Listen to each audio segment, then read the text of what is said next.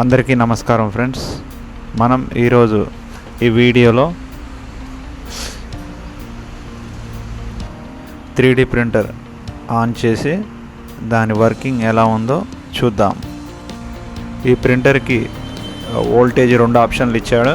ఒకటి 110 వోల్ట్స్, ఇంకోటి 240 వోల్ట్స్. మనం ఆప్షన్ని 240 వోల్టేజ్లో పెట్టుకోవాలి. ముందుగా పవర్ స్విచ్ ఆన్ చేసి లాంగ్వేజ్ సెలెక్షన్ చేసుకుందాం. లాంగ్వేజ్ ఇంగ్లీష్ సెలెక్ట్ పెట్టుకొని ఓకే చేసుకోవాలి. కన్ఫర్మ్ చేసి క్లిక్ చేస్తే ఇది మెజర్మెంట్కి వెళ్ళిపోద్ది. బెడ్ లెవెలింగ్ చేసుకుంటే కన్ఫర్మేషన్ కొట్టేస్తే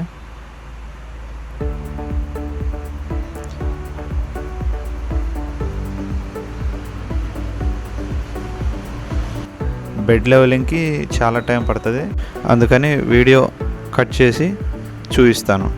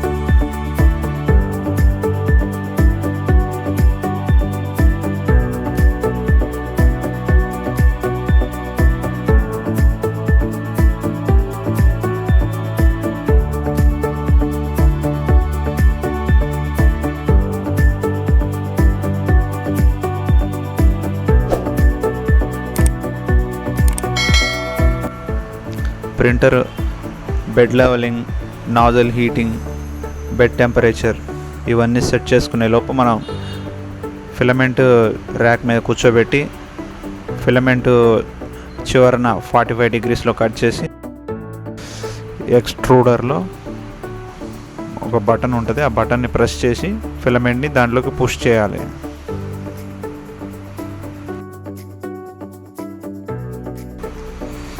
ఫస్ట్ నాజిల్ హీట్ చేసింది, బెడ్ టెంపరేచర్ కూడా పెంచింది. ఇప్పుడు నాజిల్ క్లీనింగ్ చేస్తుంది.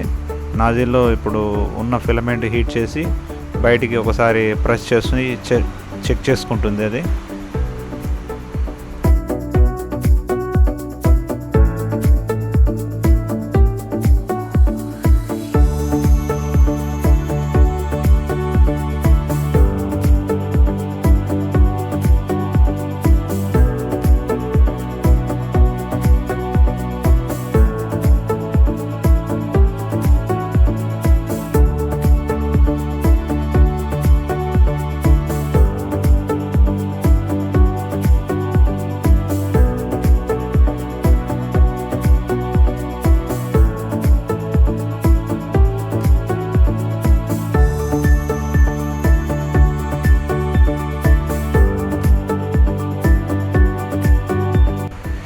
ఇప్పుడు మరలా రెండోసారి బెడ్ లెవెలింగ్ చేస్తుంది.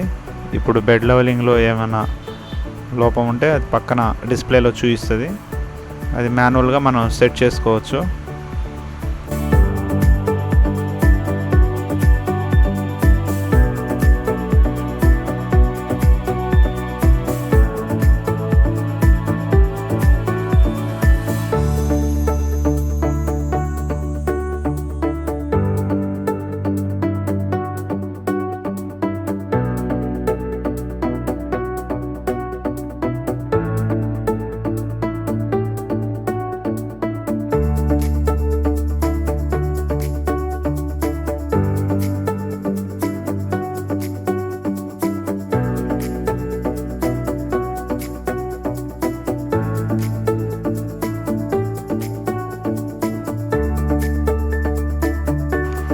ప్రింటర్తో పాటు 8 GB మెమరీ కార్డు వచ్చింది. దాంట్లో ఒక G కోడ్ కూడా ఉంది, దాన్ని ప్రింట్ చేసి చూద్దాం.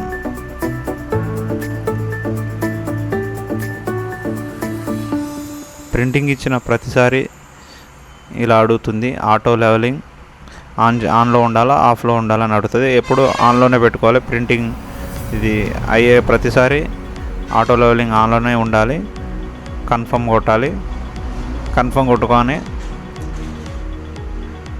అది auto bed levelling printing start చేసే ముందు ప్రింటర్ ఒక చిన్న లైన్ గీసి తర్వాత ప్రింటింగ్ స్టార్ట్ చేస్తుంది. ఎందుకంటే నాజిల్లో మొదట ఉన్న ఫిలమెంట్ అనేది బయటికి వెళ్ళిపోయిన తర్వాత ప్రింటింగ్ స్టార్ట్ చేస్తుంది.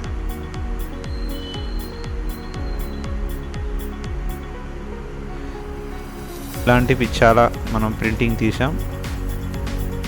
వాటిలో కొన్ని ఈ వీడియోలో యాడ్ చేశాను, చూడండి. అలాగే మన వీడియోలు మీకు కానీ నచ్చితే మన ఛానల్ని లైక్ చేయండి, షేర్ చేయండి, సబ్స్క్రైబ్ చేయండి.